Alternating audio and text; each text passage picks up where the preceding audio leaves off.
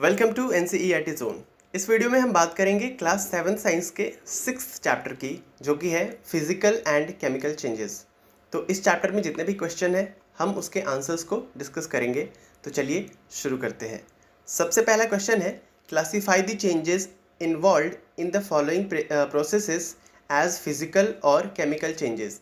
ये कुछ प्रोसेस दिए गए हैं ABCDEF में।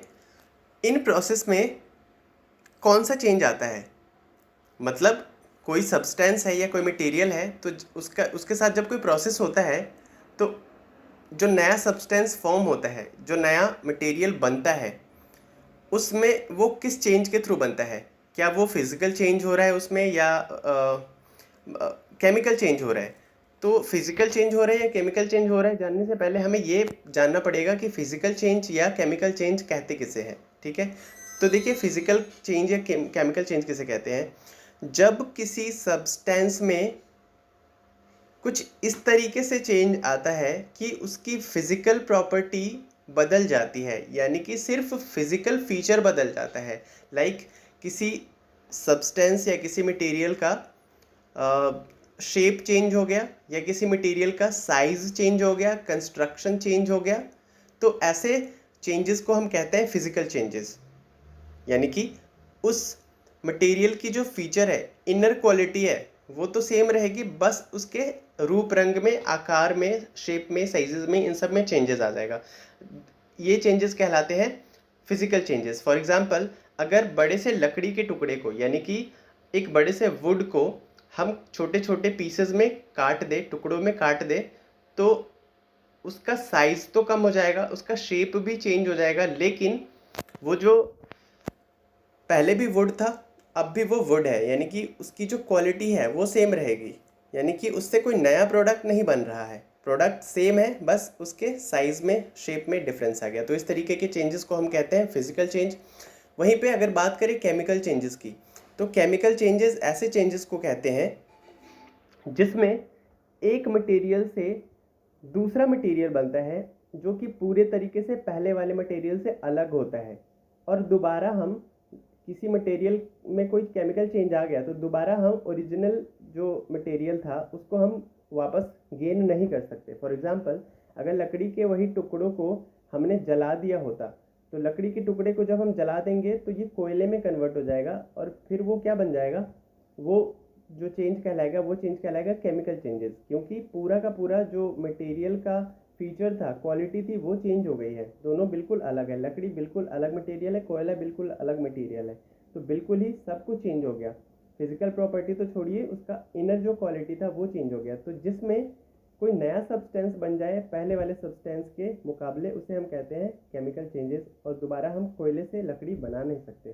ठीक है, तो ये भी एक फीचर होता है, कैरेक्टरिस्टिक्स होता है केमिकल चेंजेस का, कि दोबारा ओरिजिनल जो प्रोडक्ट है उसको हम गेन नहीं कर सकते। फॉर एग्जांपल, दूध से दही तो बना लेंगे, दही से वापस दूध बनेगा क्या, नहीं बनेगा। तो ये है केमिकल चेंजेस। ओके, तो समझ में आ गया होगा फिजिकल चेंज किसे कहते हैं और केमिकल चेंज किसे कहते हैं। तो अब हम इस स्टेटमेंट को पढ़ते हैं और पता करते हैं कि इनमें से कौन सा स्टेटमेंट कौन सा चेंज दिखाता है। पहला स्टेटमेंट है ए में प्रोसेस है फोटोसिंथेसिस। फोटोसिंथेसिस कौन सा इसमें कौन सा चेंज होता है, फिजिकल या केमिकल। तो देखिए फोटोसिंथेसिस में क्या होता है, प्लांट्स अपने लिए फूड प्रिपेयर करती है in the presence of sunlight, और जो वाटर एंड मिनरल्स है वो अर्थ से लेती है, और उसमें वो रिलीज करती है ऑक्सीजन। ठीक है, तो ये पूरा का पूरा केमिकल चेंज का एग्जांपल है। ठीक है, तो पहला हो जाएगा केमिकल चेंज। देखिए फोटोसिंथेसिस से केमिकल चेंज। दूसरा है डिसॉल्विंग शुगर इन वाटर। ये देखिए ये फिजिकल चेंज है, आपने शुगर को पानी में डिसॉल्व कर दिया, घोल दिया, अब वापस से अगर आप चीनी लाना चाहो तो वो आ जाएगा। ठीक है, आपको पता है कि पानी से चीनी को निकालना चाहे तो वह आ जाएगा। ठीक है, तो ये है फिजिकल चेंज, क्योंकि वापस से हम चीनी में ला सकते हैं, पानी में जो घोला था चीनी उसको अलग कर सकते हैं। जब हम चैप्टर पढ़ रहे थे जिसमें हमने बताया था कि किस तरीके से सब्सटेंसेस को अलग करना है, उसमें हमने ये पढ़ा था। बर्निंग ऑफ कोल क्या है, burning of coal chemical change है, क्योंकि कोयला को जलाने के बाद वो कुछ और बन जाएगा, तो पूरा का वापस कोयला वो बनेगा नहीं, ओरिजिनल कोयला बनेगा नहीं, तो ये केमिकल चेंज दिखाता है। मेल्टिंग ऑफ वैक्स क्या है, मोम का जलना क्या है, मोम का जलना फिजिकल चेंज है, क्योंकि मोम जल जाएगा लेकिन वो पहले जिस शेप में था उस शेप से हट के नीचे वो आके मेल्ट हो जाएगा, यानी कि मोम अभी भी हमारे पास ही है, बस वो उसका शेप चेंज हो गया, तो ये चेंज कहलाएगा फिजिकल चेंज, क्योंकि इसमें सिर्फ फिजिकल प्रॉपर्टी चेंज हो रही है।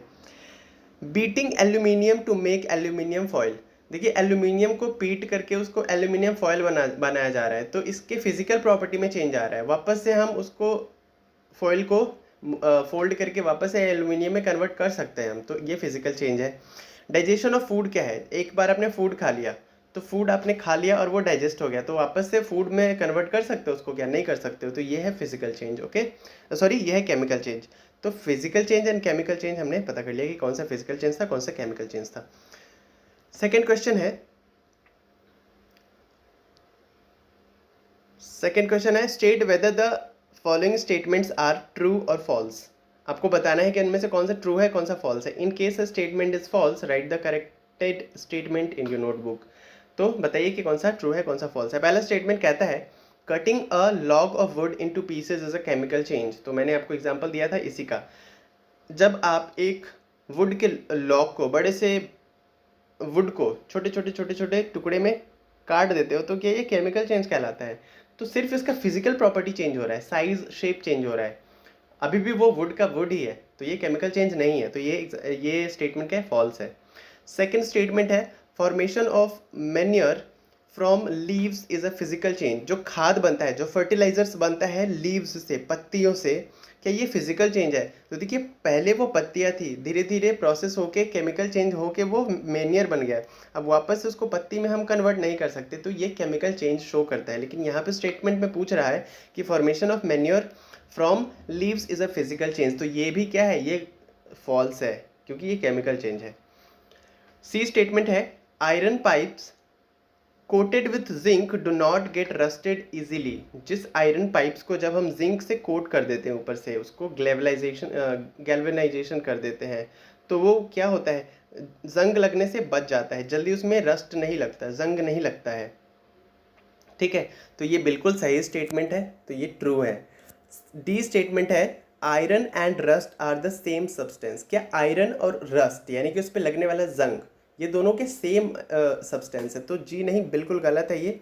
आयरन अलग सब्सटेंस है और रस्ट जो होता है वो आयरन ऑक्साइड होता है। जो आयरन जब हवा के संपर्क में आता है, ऑक्सीजन के संपर्क में, तो वो उस पर जंग लगने लगता है, रस्ट लगने लगता है, और वो जो रस्ट होता है वो आयरन ऑक्साइड होता है, आयरन प्लस ऑक्सीजन। तो ये क्या है, ये फॉल्स है स्टेटमेंट। नेक्स्ट है condensation of steam is not a chemical change. देखिए एक बार स्टीम निकला, वाष्प जो होता है, वाष्प वो निकला, स्टीम, भाप, धुआं, ठीक है, और वो वापस से कंडेंस होके बन गया वाटर, बन जाएगा ना वाटर, तो क्या ये केमिकल चेंज है, तो नहीं। पानी से स्टीम निकला, स्टीम से वापस से पानी में तो आ ही गया वो, तो ये फिजिकल चेंज है, तो ये स्टेटमेंट क्या है, ट्रू है। Condensation of steam is not a chemical change, it's a physical change. बात करते हैं नेक्स्ट क्वेश्चन की, fill in the blanks in the following statements. ठीक है, बताना है आपको। ये स्टेटमेंट कहता है when carbon dioxide is passed through lime water, जब कार्बन डाइऑक्साइड लाइम वाटर के थ्रू पास होता है, इट टर्न्स मिल्की, तो ये दूधिया कलर का हो जाता है, मिल्की कलर का हो जाता है, due to formation of dash. तो किस चीज़ के फॉर्मेशन की वजह से ऐसा होता है, तो आंसर है कैल्शियम कार्बोनेट, CaCO3। ओके, बात करते हैं बी स्टेटमेंट की, the chemical name of baking soda is. Baking soda, खाना बनाने के समय जब हम जिस बेकिंग सोडा के इस्तेमाल करते हैं उसका केमिकल नेम क्या है, उसका केमिकल नेम है सोडियम हाइड्रोजन कार्बोनेट। ओके, बात करते हैं सी स्टेटमेंट की, two methods by which rusting of iron can be prevented are. दो मेथड्स बताइए जिससे लोहे में जंग लगने से हम उसको बचा सके, आयरन में रस्ट लगने से बचा सके, तो वो क्या क्या हम कर सकते हैं। तो पहला कर सकते हैं गैल्वेनाइजेशन।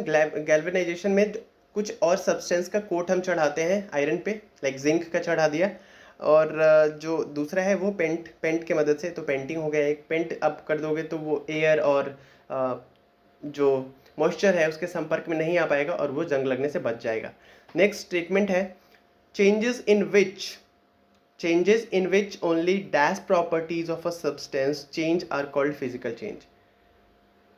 किस चीज़ में, कैसी प्रॉपर्टी में चेंज को हम फिजिकल चेंज कहते हैं, तो changes in which only physical properties of a substance change are called physical change, जैसा कि मैंने पहले ही बताया था। नेक्स्ट है changes in which new substances are formed are called, जिसमें नया सब्सटेंस बिल्कुल बन जाता है, that is called chemical changes. बात करते हैं नेक्स्ट क्वेश्चन की।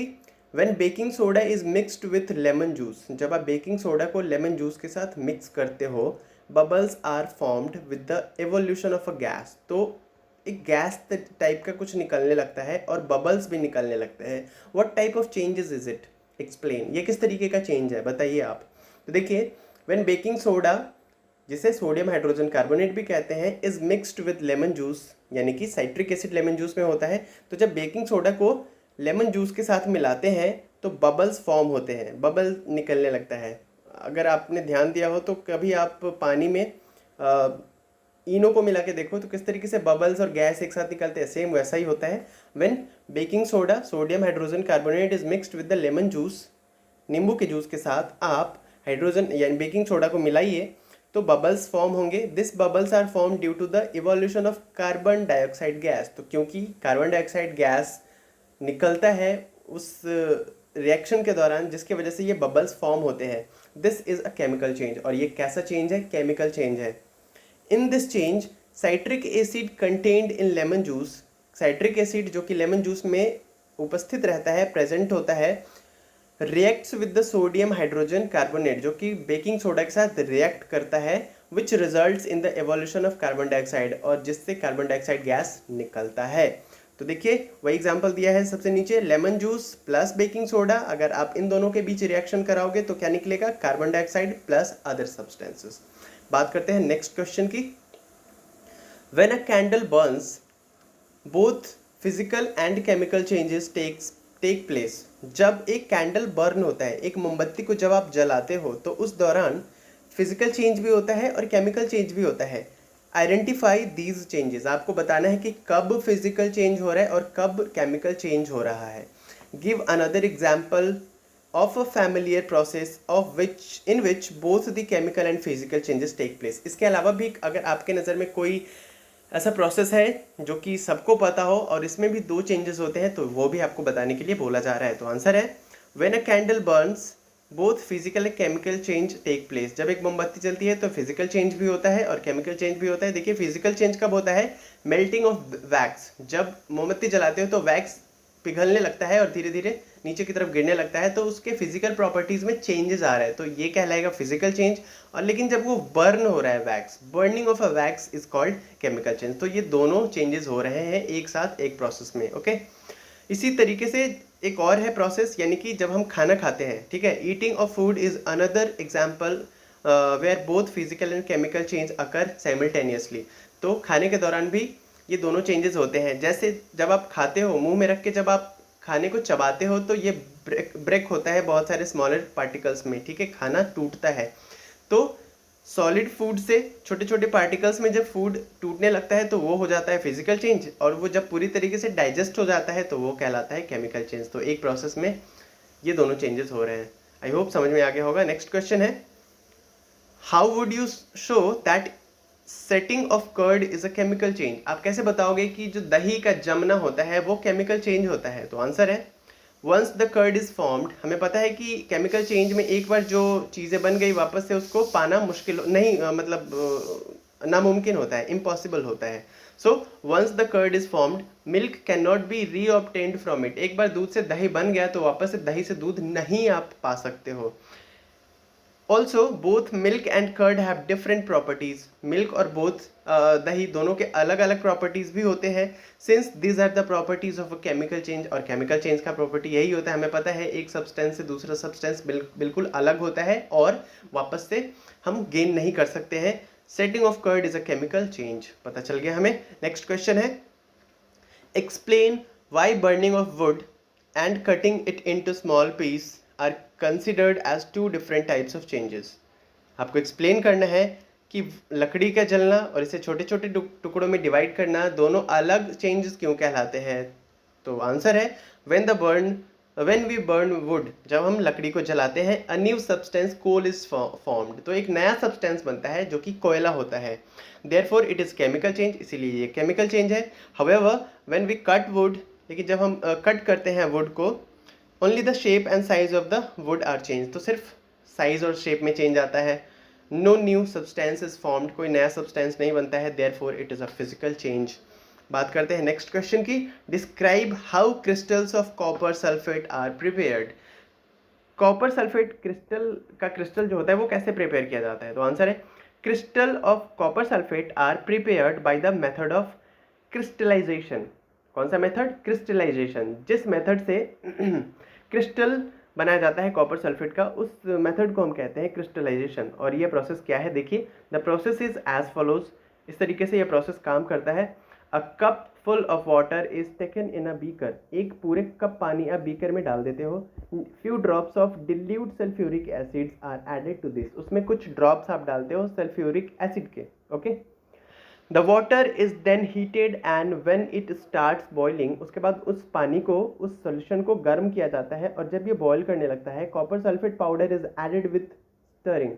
उसके बाद आप कॉपर सल्फेट पाउडर उसमें डालते हो और स्टर करने लगते हो धीरे धीरे, ठीक है, चलाने लगते हो उसे।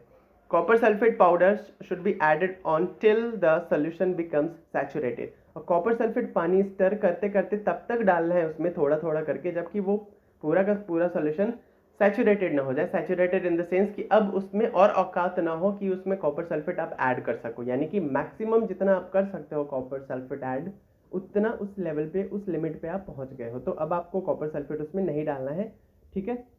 It is then filtered in to a china dish and allowed to cool. उसके बाद एक चाइना डिश में, चाइना थाली में उसको निकाल लेते हो और उसे ठंडा होने के लिए छोड़ देते हो। The solution should be kept undisturbed. और उस सोल्यूशन को हिलाना डुलाना बिल्कुल नहीं है। Slowly the crystals of copper sulphate separate out. उसके बाद थोड़ी देर के बाद आप देखोगे, 2 3 4 5 घंटे के बाद, ठंडा हो जाने के बाद, कॉपर सल्फेट का जो क्रिस्टल है वो बिल्कुल फॉर्म होके अलग हो जाता है। तो इस तरीके से क्रिस्टल ऑफ कॉपर सल्फेट हम बनाते हैं और इस प्रोसेस को कहते हैं क्रिस्टलाइजेशन। नेक्स्ट क्वेश्चन है, explain how painting of an iron gate prevents it from rusting. एक आयरन गेट यानी कि लोहे का जो दरवाजा है उसको रस्ट से बचाने के लिए, जंग से बचाने के लिए हम पेंट क्यों करते हैं और ये कैसे बच जाता है पेंट करने से? तो देखिए, सबसे पहले तो ये जानिए कि रस्टिंग होती कैसे है, जंग लगता कैसे है। Rusting is aided by both moisture यानी कि water and air. Moisture water से, एयर यानी कि ऑक्सीजन से, दोनों से जंग लगता है। जब आयरन इन दोनों के कांटेक्ट में आता है तो वो धीरे धीरे जंग लगना शुरू हो जाता है। By painting an iron gate we prevent its contact from the air and moisture present in the atmosphere. लेकिन जब हम आयरन गेट पे पेंट कर देते हैं तो मॉइस्चर में, एनवायरमेंट यानी कि एटमॉस्फेयर में प्रेजेंट एयर और वाटर दोनों के संपर्क में आने से ये बच जाता है और रस्टिंग से प्रिवेंट हो जाता है वो आयरन गेट। नेक्स्ट क्वेश्चन है, explain why rusting of iron object is transfer in coastal is faster in coastal areas than in deserts। जो रस्टिंग का प्रोसेस है, जंग लगने की जो प्रोसेस है लोहे पे, वो कोस्टल एरियाज में ज़्यादा तेजी से होता है in the comparison of desserts areas. तो जो मरुस्थलीय एरियाज है उसके मुकाबले में जो कोस्टल एरियाज है उधर ज़्यादा जंग लगता है। ऐसा क्यों होता है? तो आंसर है क्योंकि हमें पता है कि एयर और वाटर, जहाँ पे ज़्यादा मॉइस्चर होगा वहाँ पे रस्टिंग ज़्यादा होगी। तो both air and moisture are required for rusting to take place, है ना। In coastal areas the quantity of moisture present in air is more than in deserts. तो कोस्टल एरियाज, जो समुद्र तटीय एरियाज होते हैं, वहाँ पे पानी में, वहाँ के हवा में मॉइस्चर बहुत ज़्यादा होता है, जिसके वजह से फास्टर रेट के साथ रस्टिंग होती है आयरन पे। इन desserts areas the amount of moisture in air is even lower. तो एयर में मॉइस्चर बहुत कम होता है डेजर्ट्स यानी मरुस्थलीय एरियाज में, जहाँ पे बहुत ज़्यादा गर्मी होती है। Therefore rusting of iron objects is faster in coastal areas than in deserts. इसीलिए जो रस्टिंग है वो कोस्टल एरियाज में ज़्यादा है और डेजर्ट्स में कम है। नेक्स्ट क्वेश्चन है, the gas we use in the kitchen is called liquefied petroleum gas। जो गैस हम अपने किचन में यूज करते हैं फॉर कुकिंग फूड्स, वो गैस होता है एलपीजी गैस उसे कहते हैं, यानी कि liquefied petroleum gas. In this cylinder it exist as a liquid. और वो किस चीज़ में भरा हुआ होता है? सिलेंडर में भरा हुआ होता है, right. When it comes out from the cylinder it becomes a gas. जब वो सिलेंडर से बाहर निकलता है तो वो गैस में कन्वर्ट होकर निकलता है, यानी कि ऑलरेडी गैस होता है लेकिन वो गैस के फॉर्म में ही निकलेगा वहाँ से। तो यहाँ पे आपको दिख रहा होगा चेंज है, यहाँ पे एक चेंज हो रहा है, यानी कि वो सिलेंडर से बाहर निकल रहा है। This is change A, okay. Then it burns, ये है change B. The following statement pertain to these changes choose the correct one. आपको बताना है कि ए और बी जो चेंज हुआ उसमें से ये चारों ऑप्शंस पढ़िए और बताइए कि कौन सा सही है। तो पहला कहता है कि process A is chemical change. तो प्रोसेस ए में क्या हो रहा है, वो सिलेंडर से बाहर निकल रहा है। तो सिलेंडर से बाहर निकलना क्या केमिकल चेंज हुआ? जी नहीं, कुछ नहीं है, ये गलत है, ठीक है। प्रोसेस बी कह रहे हैं कि process B is chemical change. अब देखिए गैस वो जल रहा है, तो ये तो सही लग रहा है भाई कि हाँ process A chemical change, process B chemical change है। थर्ड है process A and B both are chemical changes, तो ये तो रॉन्ग है, ये तो है ही नहीं। नन ऑफ दीज, तो ये भी गलत है, तो आंसर क्या हो जाएगा? बी हो जाएगा, process B is a chemical change, second answer. Next question है anaerobic bacteria digest animal waste and produce biogas. ये चेंज ए है। जो एनारोबिक बैक्टीरियाज होते हैं वो ऑक्सीजन के एब्सेंट में भी जिंदा रह सकते हैं, और वो जो एनिमल प्रोड्यूस होते हैं, एनिमल वेस्ट होते हैं, उनको डाइजेस्ट कर जाते हैं और बायोगैस प्रोड्यूस करते हैं। तो ये चेंज ए है। तो चलिए ए चेंज हमने मान लिया, और ये बायोगैस जो बन रहा है एनिमल वेस्ट को वो खा करके बायोगैस प्रोड्यूस कर रहा है, तो ये हम मान लिया ये केमिकल चेंज है, ठीक है, यहाँ से पता चल गया। आगे पढ़िए। The biogas is the burn as fuel. और उस बायोगैस को फ्यूल के रूप में यूज करते हैं, तो बायोगैस को हम जला रहे हैं, यानी कि ये भी केमिकल चेंज है, right. The following statement pertain to these changes. अब पढ़िए स्टेटमेंट पढ़िए चारों। तो पहला कहता है process A is a chemical change, बिल्कुल सही। सेकंड कहता है process B is a chemical change, ये भी बिल्कुल सही। थर्ड कहता है both process A and B is a chemical change, ये सबसे सटीक है। फोर्थ कहता है कि नन ऑफ दीज, तो ये गलत है। तो थर्ड होगा आंसर इसका, both processes A and B are a chemical change. तो इस चैप्टर में इतने ही क्वेश्चन थे, हमने डिस्कस कर लिया है। मिलते हैं नेक्स्ट वीडियो में अगले चैप्टर के क्वेश्चन और उसके आंसर्स के साथ। तो बने रहे एनसीईआरटी जोन के साथ। अगर आपने अभी तक सब्सक्राइब नहीं किया है तो please do subscribe to the NCERT zone, like the video, comment below in the comment box, share the video with your friends and your families, ठीक है। एंड अगर if you want to download the PDF file of this particular video, ठीक है, I have given the link in the description box, so go to the description box, download the PDF file from our website. So मिलते हैं next video में, till then bye bye, take care, stay home and stay safe.